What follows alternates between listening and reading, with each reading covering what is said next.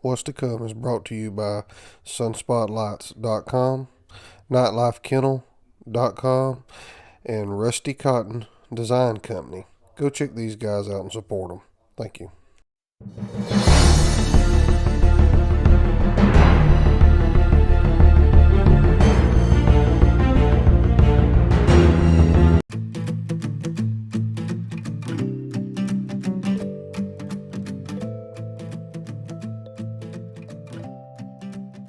Hey, I drew out with a guy from West Virginia.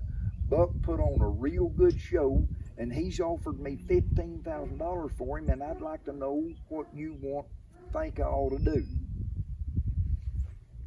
You call me at 4:30 in the morning to ask me what I thought you ought to do about a dog that I didn't want you to buy to start with. I didn't want you to buy him, but I ain't going to tell you to sell him. Click, and I was talking to Dial. So. And but anyhow, I brought him home and hunted him, and I mean, he was just. Mom and Dad's born and raised at Mammoth Springs, Arkansas, and that's where I was born, and we still had the family farm down there, and we had cattle on it, Dad did, and we'd been down there, Joanne and I had been down, and we'd been helping Dad vaccinate and castrating calves, clamping calves and stuff, and we was coming back home. We stopped at West Plains and eat at Western Sizzling, and we come back home, we come up, and boy, all the way home on the radio, a tornado south of Springfield, and it was just a blowing stuff away and stuff. They wasn't one word out of 3 people spoke in that truck for probably from West Plains down through Gainesville and Forsyth home. I got home, and of course the kids was down at the church, Mom and Dad's, and Joanne and I lived about 3/4 mile up the road. I said, honey, I'll be right back. I said, go ahead and get out with Dad. And I said, I'll be right back. She said, where are you going? I said, I'm going to go make sure old Buck's okay. Because one of the boys at church that Sunday morning, Dad had kind of, after church, we back there talking, and Dad told Jerry Youngblood, and Jerry said, Junior, you live pretty close to the highway. Oh, I'd eat on me all week. And I drove up there, pulled out there to where old Buck's dog house was, and he didn't come out, and I said, Buck. About that time I heard that chain rattle, and he shaking, and he got out and come out there and looked at me and said, you just kind of like, you idiot, it's way after midnight, and you're wanting me to come out of my dog house? I went down to the house, down to Dad, and I told Joanne before I got in bed, I said, honey, I'm gonna call that guy tomorrow and sell him old Buck. I said, I can't handle this. I said, we don't have no money, and I said, this ain't no sense in this. I said, he's 5.5 years old, almost 6. The next morning, we got up and come upstairs. Mom was fixing breakfast, and Joanne was in there helping her, and the phone rung. And when it rung, I was just fixing. My hand was about that far from picking it up to call him and tell him I'd sell him old Buck. I mean, I'd sat down to reach and get the phone to call him and tell him. Is Junior Laster there? This is Junior. This is Claire Chenoweth. How are you, Junior? I said, I'm doing fine. Claire, how are you? I could have finished the sentence. If you'd have waited 2 more minutes, you'd have saved yourself some money on that phone call. But I said, I'm doing fine. He said, you ready to sell me old Buck? I said, well, I said I would for enough. And he said, what's enough? I said, Claire, I'll take $17.5 for him if you want him. But I've got to be able to have stud privileges to him, whether I breed a female or not. I might want to. Well, that ain't no problem, but he said, I can't, but he said, I'll give $16.5. And do what you want to do. He said, I'll send you personal check if you'll take it for $6,500. You've got him entered in the Little World Hunt, ACHA Little World Hunt in 2 weeks. If you'll bring him up there and hunt him for me, I'll pay you way up there and pay you expenses and bring you the rest of it in the cashier's check. I said, well, I'd appreciate it if you'd go ahead and go to the post office and get that $6,500 on the way. Yeah. And he did, and I got it on Thursday. That weekend, I went to Bentonville, Arkansas. They had a 2-night ACHA World Qualifying Hunt, but it was ACHA World Hunt 2 nights. I went down there and I was hunting Dad's Hawk 2 dog that was out of old Flying Hawk and Tree Talking Julie. He was a full brother to the Spotina female I had that I sold Tom and Karen Cole in Wisconsin for so much back then. And I mean, he was a good hound. He was a coon dog. He was a good, steady coon dog. And I drew out with Kenneth Coatney from Seligman, Missouri. Mm-hmm. And he had a dog that he bought. He called him Big Mac. He Big Mac me. He quarter pounded me. He cheeseburger me. He done it all. He beat me like a yard dog with a good dog. Well, we coming back in.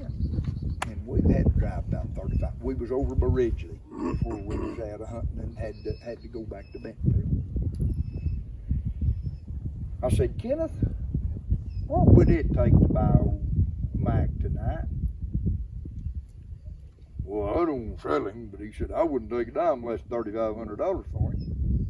I said, okay. I just read it back in my pocket, got my checkbook.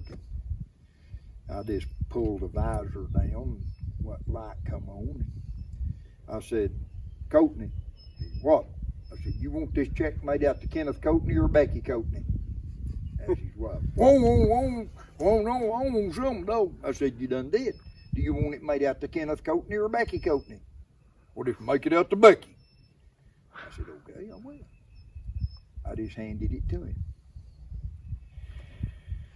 That's the first time I'd ever hunted with that dog. Got in there and he won first place. I said, Kenneth, you want, of course they get plaques. I said, you want them plaques? Well, yeah. He took the plaques home, so I take him back down there the next night on Saturday night and hunt him again. The second time I'd ever hunted with him. I won first place with him again in that ACHA hunt. And he said, he said, do I get a portion of that? I said, nope. If you'd have priced him for $3,000, you probably would have, but $3,500 was too much. Yeah. But anyhow, we had a hunt at Blue Eye the weekend between, a 2-night hunt, the weekend between that and going to Ohio to hunt in the Little World Hunt. Mm-hmm.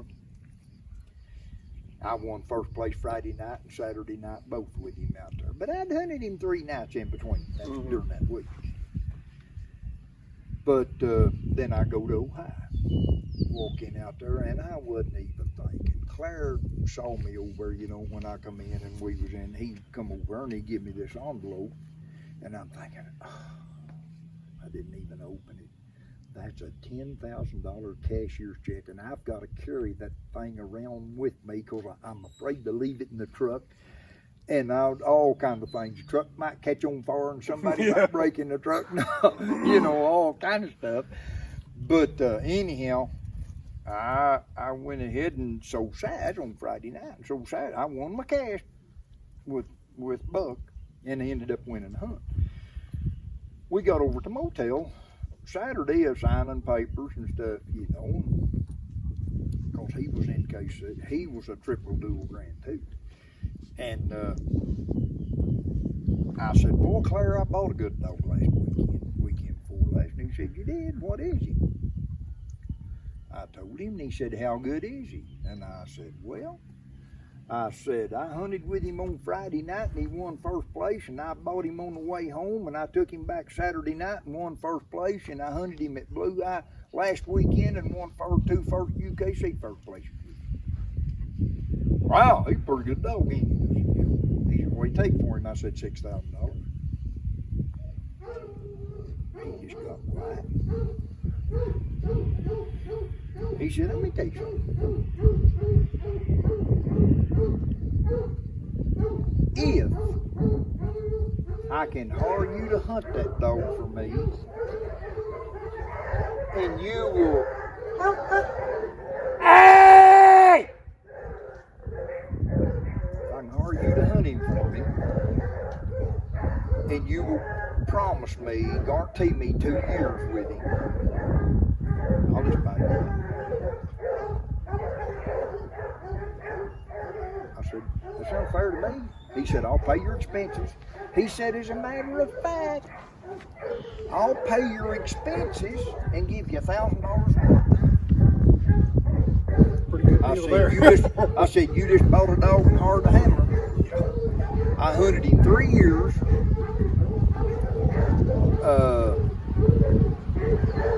Made him a triple night champion. Grand night champion. And a UKC and NKC show champion. Made the UKC grand champion. But